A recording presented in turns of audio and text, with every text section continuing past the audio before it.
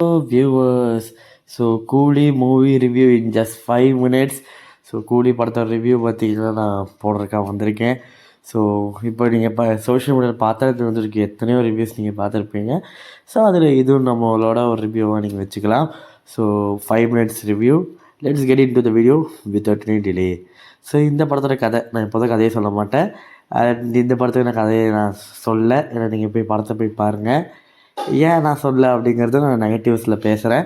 So இந்த படத்தில் positives என்ன அப்படின்னு கேட்டிங்கன்னா, முதல் விஷயமே ஆக்டிங் தான். இந்த படத்தில் நடித்த ஒவ்வொருத்தவங்களும் சரி, அது ரஜினி சாராக இருக்கட்டும், ஸ்ருதிஹாசன் மேமாக இருக்கட்டும், இல்லாட்டி நம்ம சத்யராஜ் அவர்களாக இருக்கட்டும், எல்லாருமே பார்த்திங்கன்னா அவங்க கொடுத்த ரோலை, நாகார்ஜுனா அவர்களாக இருக்கட்டும், சோபின் சங்கராக இருக்கட்டும், அவங்க கொடுத்த ரோலை பெஸ்ட்டாக பண்ணியிருக்காங்க. அண்ட் அந்த அமீர் கான் தாகா ரோல் லிட்ரலி சொல்கிறேன், நீங்கள் தேட்டரில் போய் பார்த்தீங்கன்னா உங்களுக்கு புரியும். அது வேறு மாதிரி செதுக்கி வச்சுருந்தாங்க அந்த கேரக்டரை, வேறு லெவலு. ஸோ அது கன்ஃபார்ம்லாம் கேஸ்ட்டு பயங்கரமாக பண்ணியிருந்தாங்க. கொடுத்த ரோலை எந்த அளவுக்கு பெஸ்ட்டாக பண்ண முடியுமோ அந்த அளவுக்கு பெஸ்ட்டாக பண்ணியிருந்தாங்க. ரெண்டாவது அப்படின்னு கேட்டிங்கன்னா, இந்த படத்தோட செகண்ட் ஹாஃபு லிட்ரலி சொல்கிறேன், தேட்டர் தெரிச்சிருச்சு. செகண்ட் ஹாஃப் உங்களுக்கு ஸ்டார்ட் ஆகும்போது பெருசாக எந்த ஒரு ஃபீலும் இல்லாமல் தான் போயிட்டுருக்கோம். அது ஒரு இடத்துல ஒரு பீக்குக்கு போகும் பாருங்க, அங்கேருந்து அது கிளைமேக்ஸ் வரைக்கும் தடுக்கவே முடியாது. அந்த அளவுக்கு அதை பார்த்தீங்கன்னா பயங்கர ஸ்பீடில் வித்தவுட் எனி லேக் அந்த மாதிரி பார்த்தா செகண்ட் ஹாஃப் போய்கிட்டு இருக்கு. வேறு லெவல், வேறு லெவல். அண்ட் இந்த படம் நான் சொல்லவே தேவையில்லை, இது ஒரு டெக்னிக்கலி சவுண்ட் ஃபிலிம் தான். ஹை பட்ஜெட் ஃபிலிம்னாலே சொல்லணும், எந்த ஒரு அவசியமும் கிடையாது. அது ஒரு சூப்பர் ஸ்டார் படம் தான் சொல்லவா வேணும். ஒரு டெக்னிக்கலி ஒரு சவுண்டான ஃபிலிம் தான். ஸோ இந்த படத்தில் பார்த்தீங்கன்னா ஒர்க் பண்ண சினிமோட்டோகிராஃபி ஆகட்டும், எடிட்டிங் ஆகட்டும், எல்லாமே அவங்களுக்கு கொடுத்த ஒர்க்கை எந்த அளவுக்கு நீட்டாக பண்ண முடியுமோ அந்தளவுக்கு நீட்டாக பண்ணியிருக்காங்க. அண்ட் இந்த படத்தில் பண்ண லைட்டிங் ஒர்க்ஸுமே என்னை பொறுத்தவரைக்கும் கேட்டால் ரொம்பவே நல்லா இருந்துச்சு. ஆனால் அந்த டிஏஜிங் போர்ஷன்ஸில் சில இடம் என்னதான் அடி வாங்கினாலுமே சில இடம் அவங்களால முடிஞ்ச அளவுக்கு பெஸ்ட்டாக பண்ணியிருந்தாங்க. நீங்கள் டிஏஜிக்கு அந்த போஸ்டர் நீங்கள் காலையிலே பார்த்துருப்பீங்கன்னு நினைக்கிறேன். ஸோ அது என்ன தான் சில இடங்களில் அடி வாங்கினாலுமே சில இடங்களில் முடிஞ்ச அளவுக்கு எந்த அளவுக்கு பெஸ்ட்டாக பண்ண முடியுமோ அந்த அளவுக்கு பெஸ்ட்டாக பண்ணியிருந்தாங்க.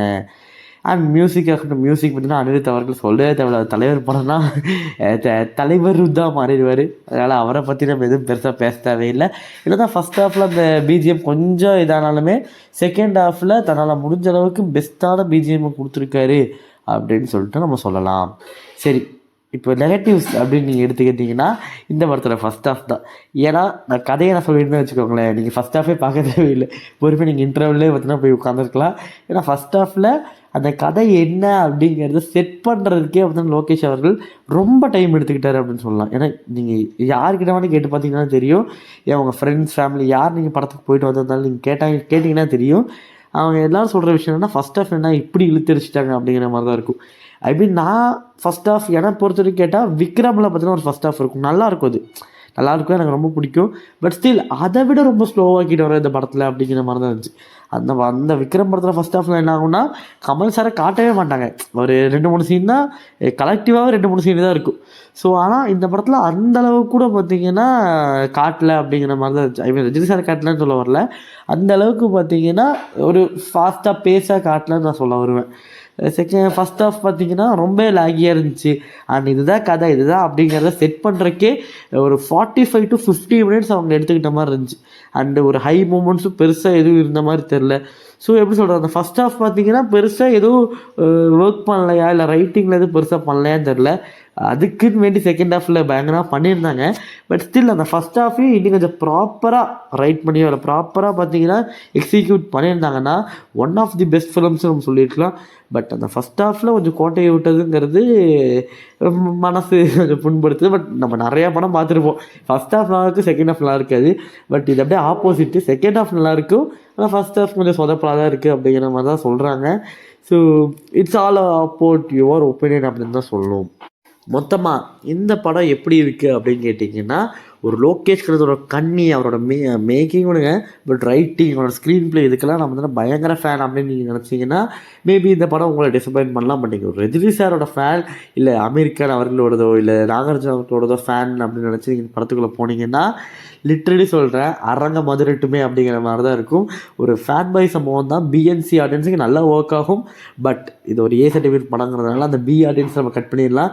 பட் அந்த ஏ ஆடியன்ஸுக்கு இது எப்படி கனெக்ட் ஆகும் எனக்கு தெரில. பட் சி ஆடியன்ஸ் தியேட்டரில் தாறுமாறாக செலிப்ரேட் பண்ண போகிறாங்க. கத்தி கத்தி எனக்கு தொண்டையே போயிடுச்சு. ஸோ அந்தளவுக்கு பயங்கர நீட்டாக பண்ணியிருக்காங்க. அந்த ஃபஸ்ட் ஹாஃப் மட்டும் கொஞ்சம் லாகியாக இருக்குது, அதை நீங்கள் ஞாபகம் வச்சுக்கோங்க. அண்ட் அடல் கண்டென்ட் அப்படிங்கிறது மாதிரிலாம் எதுவும் கிடையாது. உங்களுக்கு பார்த்தீங்கன்னா ரத்தம் தெரிக்கக்கூடிய காட்சிகள் தான். அதனால் எப்படியும் ஏசி ரிவ்யூ தான், எப்படியும் உங்களை அண்டர் 18 யாரையும் உள்ளே விட மாட்டாங்க. பட் இது பார்த்திங்கன்னா அபோவ் 18 ஒரு ரத்தம் தெரிக்கிற காட்சிகள் தான் இருக்குது. மற்றபடி மற்ற அடல் கண்டென்ட்ஸ் எதுவுமே இந்த படத்தில் இல்லை. ஸோ ஓவராலாக இந்த கிரேட் கோலியோட ரேட்டிங் எவ்வளோ அப்படின்னு கேட்டிங்கன்னா 3.5 அவுட் ஆஃப் 5. ஸோ 3.5 ஸ்டார்ஸ் நம்ம இந்த படத்துக்கு தரேன். ஸோ நீங்கள் படம் பார்த்துட்டு எப்படி இருக்குது அப்படிங்கிறத மறக்காமல் கமெண்ட் செக்ஷனில் சொல்லியிருக்கேன். தேங்க்யூ.